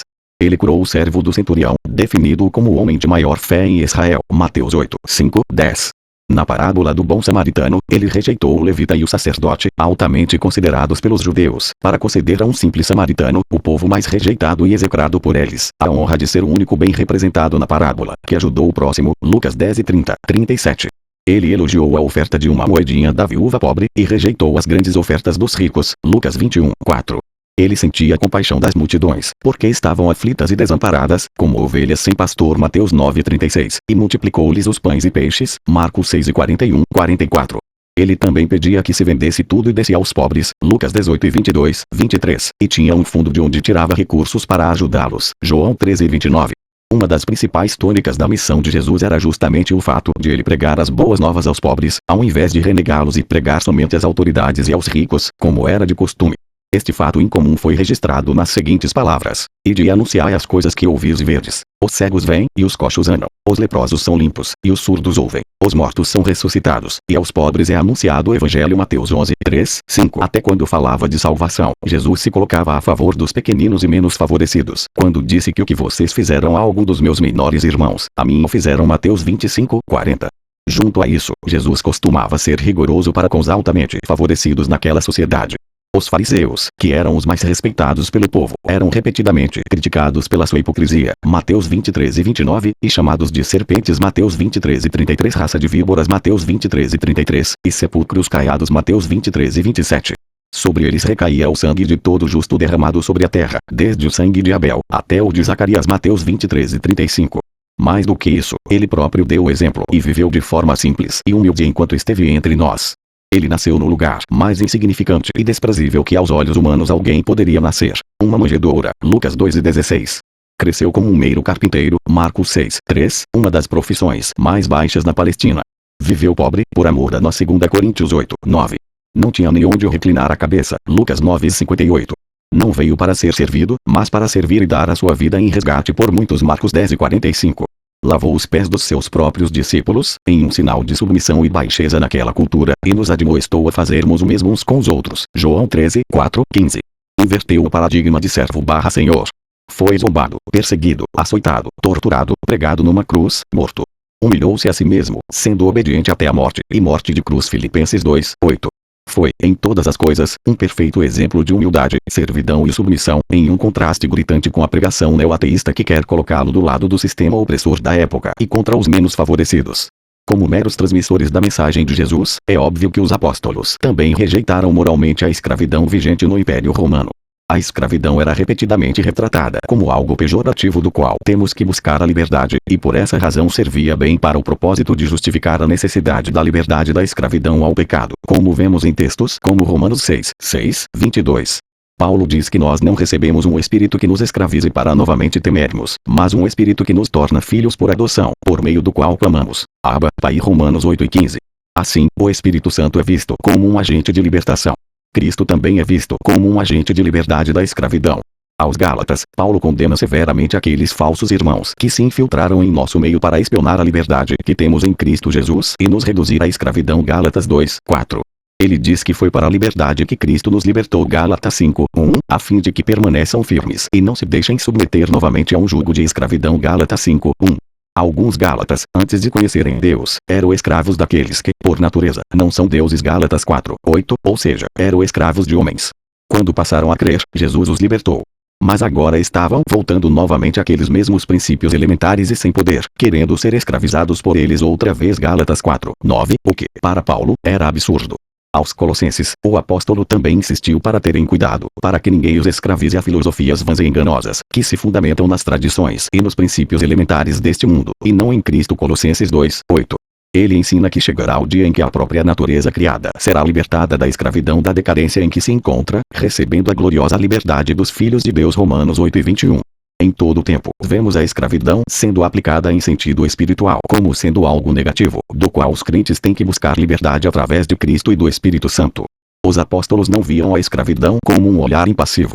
Paulo diz que aquele que, sendo escravo, foi chamado pelo Senhor, é liberto e pertence ao Senhor. Semelhantemente, aquele que era livre quando foi chamado, é escravo de Cristo. 1 Coríntios 7:22. Liberdade e escravidão atuam juntas, mas em sentidos distintos. Quem é escravo, em sentido natural, é liberto, em sentido espiritual, e quem é livre, em sentido natural, é escravo, em sentido espiritual. Nota-se aqui o tom de igualdade espiritual entre o escravo e o livre. Ambos são um em Cristo, fazem parte do mesmo corpo místico. 1 Coríntios 12:27, o que é tornado ainda mais claro nas seguintes passagens. Pois em um só corpo todos nós fomos batizados em um único Espírito, quer judeus, quer gregos, quer escravos, quer livres. E a todos nós foi dado beber de um único Espírito. 1 Coríntios 12:13. Não há judeu nem grego, escravo nem livre, homem nem mulher, pois todos são um em Cristo Jesus. Gálatas 13:28. Nessa nova vida já não há diferença entre grego e judeu, circunciso e incircunciso, bárbaro e cita, escravo e livre, mas Cristo é tudo e está em todos. Colossenses 13:11. Essa unidade espiritual e igualdade entre o livre e o escravo é sem igual no mundo antigo. Aristóteles dizia que o escravo é um objeto de propriedade animado, só um pouco mais valioso do que os objetos de propriedade inanimados, como o timão de um navio. Basicamente, excetuando o fato de um escravo ter uma psique, ele era visto como equivalente aos objetos utilizados para o benefício do homem. O filósofo grego definia escravo da seguinte maneira: um ser que, por natureza, não pertence a si mesmo, mas a um outro, mesmo sendo homem. Este é, por natureza, um escravo. Pertence a um outro que, mesmo sendo homem, é objeto de propriedade e instrumento ordenado à ação e separado. Ou então veja o valor dado ao escravo nesta outra citação de Aristóteles. Escravos e homens livres são tão diferentes entre si quanto a alma é do corpo, ou o homem é dos animais. Se seu trabalho é o uso do corpo, e isso é o melhor que pode vir deles, são escravos por natureza. Dinesh de Souza se refere ao valor da vida humana em geral na Grécia Antiga e em Roma. Na era pré-cristã de Grécia e Roma, na era clássica antiga, a vida humana não era nem um pouco dignificada. Os espartanos pegavam seu sexto filho e o deixavam nas colinas, para achá-lo morto na manhã seguinte. No inverno. E esse nem era um grande escândalo. Os grandes filósofos da Grécia Antiga, Platão, Aristóteles, Sócrates, sabiam disso mas não davam importância. Para eles não era relevante. Por quê? Porque a ideia de que a vida humana é especial, preciosa ou sagrada veio com Jesus, com o cristianismo. Os únicos que chegavam mais próximo do conceito cristão sobre a igualdade entre o homem livre e o escravo eram os estoicos, mas mesmo assim eles não faziam a mínima questão de levá-lo à prática na vida política, mesmo tendo poder e possibilidade para tal. O cristianismo foi, verdadeiramente, um marco histórico, e isso não poderia ter acontecido sem o fundamento da igualdade e fraternidade entre todos os seres humanos, tão respaldado por Paulo. Por isso não é sem razão que P. T. O'Brien diz que a exortação de Paulo era ultrajante para os seus dias. O apóstolo levava a sério o conceito cristão de igualdade entre livres e escravos, de tal forma que, mesmo sendo livre, se dispunha a se fazer escravo de todos, para o bem deles. Porque, embora seja livre de todos, fiz-me escravo de todos, para ganhar o maior número possível de pessoas. 1 Coríntios 9:19. Mas não pregamos a nós mesmos, mas a Jesus Cristo, o Senhor, e a nós como escravos de vocês, por causa de Jesus. 2 Coríntios 4:5. Há textos onde Paulo combate mais diretamente a escravidão. Em 1 Coríntios 7:21-22, ele diz aos escravos: foi você chamado sendo escravo. Não se incomode com isso. Mas, se você puder conseguir a liberdade, consiga. Vocês foram comprados por alto preço. Não se tornem escravos de homens. 1 Coríntios 7:21-22. Aqui fica claro o conceito tão negativo que Paulo tinha sobre se tornar escravo de homens, algo que ele pregava em contrário. Em 2 Coríntios 11:20, o apóstolo novamente se coloca contra a exploração e escravidão, repreendendo aqueles que permitam a escravidão no meio cristão. Vocês, por serem tão sábios, suportam de boa vontade os insensatos. De fato, vocês suportam até quem os escraviza ou os explora, ou quem se exalta ou lhes fere a face. 2 Coríntios 11:19-20. A Bíblia é tão revolucionária na questão da escravidão que é o único livro antigo que possui uma carta inteira dedicada a interceder por um escravo. Paulo, um homem livre, poderia muito bem não se importar com os escravos caso ele não quisesse, algo que soaria tão natural para aquele tempo, mas fez questão de escrever uma carta inteira a Filemon, cujo único objetivo e propósito era interceder pela vida de um escravo fugitivo, chamado Onésimo. Este escravo corria sério risco de vida, pois a lei romana previa a pena de morte para um escravo que incorresse em tamanho ato de desobediência. Bastaria a Filemon exigir o cumprimento da lei, e Onésimo estaria morto. Mas Paulo interveio entre as partes e rogou pela vida do escravo. Mesmo tendo em Cristo plena liberdade para mandar que você cumpra o seu dever, prefiro fazer um apelo com base no amor. Eu, Paulo, já velho, e agora também prisioneiro de Cristo Jesus, apelo em favor de meu filho Onésimo, que gerei enquanto estava preso. Ele antes lhe era inútil, mas agora é útil, tanto para você quanto para mim. Mando-o de volta a você, como se fosse o meu próprio coração. Gostaria de mantê-lo comigo para que me ajudasse em seu lugar enquanto estou preso por causa do Evangelho. Mas não quis fazer nada sem a sua permissão, para que qualquer favor que você fizer seja espontâneo, e não forçado. Talvez ele tenha sido separado de você por algum tempo, para que você o tivesse de volta para sempre, não mais como escravo, mas, acima de escravo, como irmão amado. Para mim ele é um irmão muito amado, e ainda mais para você, tanto como pessoa quanto como cristão. Assim, se você me considera companheiro na fé, receba-o como se estivesse recebendo a mim. Se ele o prejudicou em algo ou lhe deve alguma coisa, ponha na minha conta. Eu, Paulo, escrevo de próprio punho. Eu pagarei, para não dizer que você me deve a sua própria pessoa. Filemon 1:8-19. Escrever uma carta inteira intercedendo por alguém que era tão pouco estimado naquela época é algo sem paralelo na história antiga. E Paulo não apenas intercedeu pela vida de Filemon, como foi além e se prontificou a pagar do seu próprio bolso por todas as perdas financeiras causadas pela fuga do escravo. Em seu livro Deus é um delírio, Lucas Bazuli comenta este evento nestas palavras: pense nisso. Quem, em uma época onde o escravo não era tratado nem como gente, iria escrever uma carta inteira rogando pela vida de um escravo, iria correr o risco de ser condenado como cúmplice do crime por ter ajudado o escravo que de alguma forma o encontrou e foi ajudado por ele, e ainda por cima iria arcar do seu próprio bolso com todos os prejuízos financeiros causados pelo escravo pelo tempo em que estava foragido. Quem iria perder seu tempo, arriscar sua vida e perder seu dinheiro por alguém, a não ser que este alguém, o escravo, fosse valorizado por ele?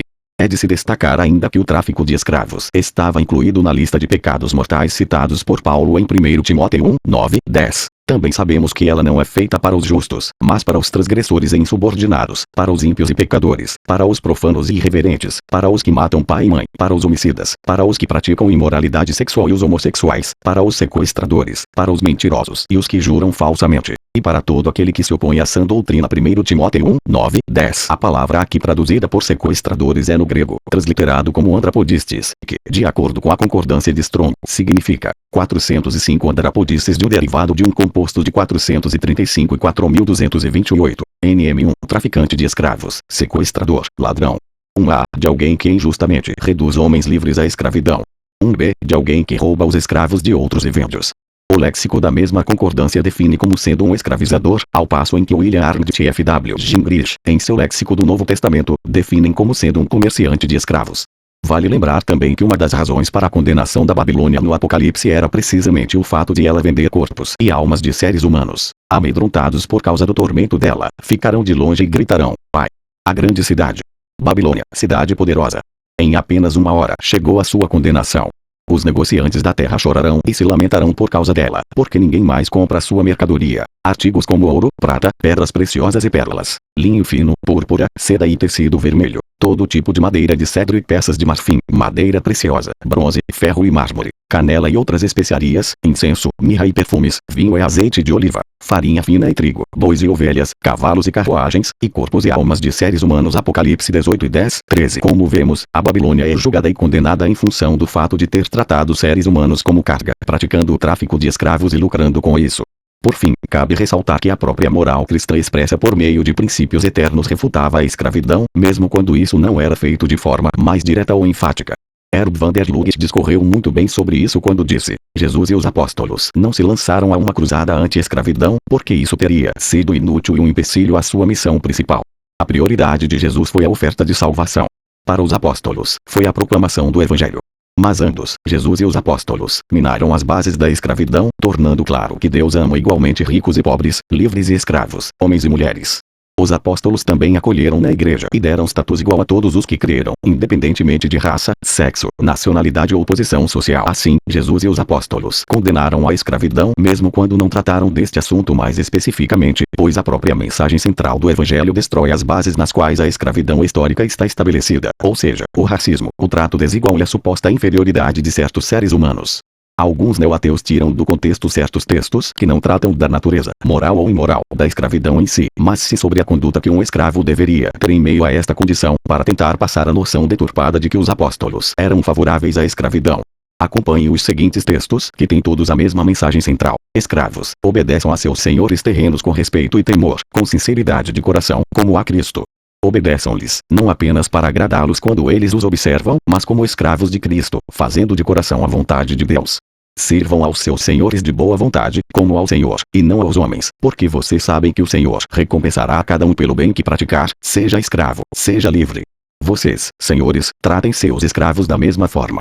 Não os ameacem, uma vez que vocês sabem que o Senhor deles e de vocês está nos céus, e ele não faz diferença entre as pessoas. Efésios 6, 5, 9. Escravos, obedeçam em tudo a seus senhores terrenos, não somente para agradá-los quando eles estão observando, mas com sinceridade de coração, pelo fato de vocês temerem o Senhor. Colossenses 13, 22. Senhores, deem aos seus escravos o que é justo e direito, sabendo que vocês também têm um Senhor nos céus. Colossenses 4, 1. Todos os que estão sob o jugo da escravidão devem considerar seus senhores como dignos de todo o respeito, para que o nome de Deus e o nosso ensino não sejam blasfemados. 1 Timóteo 6, 1. Ensine os escravos a se submeterem em tudo a seus senhores, a procurarem agradá-los, a não serem respondões e a não roubá-los, mas a mostrarem que são inteiramente dignos de confiança, para que assim tornem atraente, em tudo, o ensino de Deus, nosso Salvador. Tito 2, 9, 10. Escravos, sujeitem-se a seus senhores com todo o respeito, não apenas aos bons e amáveis, mas também aos maus. 1 Pedro 2 e 18. Após citar algumas dessas passagens, Sanris conclui: deve ficar bem claro a partir dessas passagens que, embora os abolicionistas do século XIX estivessem moralmente certos, estavam do lado perdedor da discussão teológica. Ainda que Harris tente demonstrar habilidades teológicas, ele fala em concluir a partir destes textos que Paulo era a favor da escravidão. Como Thompson corretamente observou, a igreja nasceu em um mundo social secular já existente. Então, quando Paulo exorta os escravos dentro do sistema romano a se comportar, ele não está promovendo ou defendendo a situação em que estavam, mas estava promovendo uma boa conduta. Enquanto esta situação existia, os incrédulos simplesmente assumem que Paulo apoiou a escravidão, quando na verdade ele estava incentivando a boa conduta no contexto de um sistema social já existente. Os conselhos que os apóstolos davam aos escravos não tinham qualquer relação com uma suposta apologia à escravidão, mas eram simplesmente sugestões sobre como eles poderiam lidar em meio àquela realidade, ou seja, como poderiam viver de uma forma cristã e moral, mesmo em meio às adversidades que enfrentavam a cada dia. Como os apóstolos não tinham absolutamente nenhum poder político para poder mudar algo na prática em relação ao sistema escravocrata, pelo menos podiam apelar à boa conduta de ambas as partes envolvidas naquele sistema vigente. Fazendo uma analogia, seria como se eu dissesse que se beber, não dirija. Isso não significa que eu seja a favor da bebedeira, mas sim que eu sou a favor de não dirigir se já bebeu. Semelhantemente, quando os apóstolos insistiam para que os escravos honrassem seus senhores, eles não estavam sendo a favor da escravidão em si, mas, como ela já existia e não tinha como mudar isso, então que pelo menos eles tratassem bem seus senhores, pois desta forma estariam cumprindo a moral cristã, agradando a Deus e evitando punições do próprio Senhor a quem serve. Dizer para os senhores de escravos libertarem seus escravos seria inútil dadas as circunstâncias do mundo na época. Os escravos libertos simplesmente não teriam lugar nenhum para onde ir. Acabariam abandonados na rua, onde ficariam mendigando ou morrendo de fome. Isso seria muito pior para o próprio escravo. Eles não teriam propriedade para morar, nem condições básicas de sobrevivência. Todo o mundo da época funcionava na base do sistema de senhores e escravos. Por isso, a recomendação era para que os senhores tratassem os escravos da melhor forma possível, não como um escravo, mas como um irmão em Cristo, não como um inferior, mas como um igual, não como a cruel escravidão romana, mas aos moldes dos bons tratos da lei mosaica, não através de castigos físicos, mas praticando o amor. Da mesma forma, pregar uma revolução aos escravos seria uma total insanidade e irresponsabilidade da parte de Paulo, se ele fizesse isso. Menos de um século antes das cartas de Paulo, os escravos envolvidos na revolta de Espartaco, 73 até 71 a.C., foram massacrados pelas forças romanas, muito mais bem treinadas e preparadas. Pipe Desertor fez uma excelente sátira de como Paulo deveria ter feito caso quisesse levar a ideia neo-ateísta em diante. Ele teria dito: rebelem-se. Não o sirvam. Não se sujeitem. Não esperem ser livres pela lei romana. Libertem-se por si mesmos. Se forem obrigados a servir, sirvam com amargura e ódio aos seus senhores. Os odeiem. Não os honrem de maneira nenhuma. O que ocorreria caso os escravos seguissem tal conselho? Pipe conclui que seriam todos executados ou presos. É por isso que Paulo, mesmo sendo moralmente contra a escravidão e crendo na igualdade espiritual de todos os homens, tinha que pensar e agir com sabedoria em um contexto que lhe era totalmente desfavorável, e onde cada palavra errada poderia redundar em acontecimentos trágicos, como um banho de sangue que resultaria de uma revolta de escravos rebelados que não teriam a mínima chance contra as poderosas legiões romanas. E Paulo seria o responsável direto por essas mortes, o que se choca claramente com a moral cristã. Conclusão: o Novo Testamento é claramente contrário à escravidão, o que não significa ir para o outro extremo e pregar a revolução pela espada, o que naquela circunstância serviria apenas para provocar carnificina e um verdadeiro massacre de todos os escravos. A fé cristã é contra a escravidão, mas não é a favor da loucura e nem do genocídio. A verdadeira revolução viria quando os cristãos regenerados e bem-intencionados tivessem poder político suficiente para reverter esta condição por meios viáveis, após refletirem consigo mesmo sobre a doutrina e a moral das Escrituras.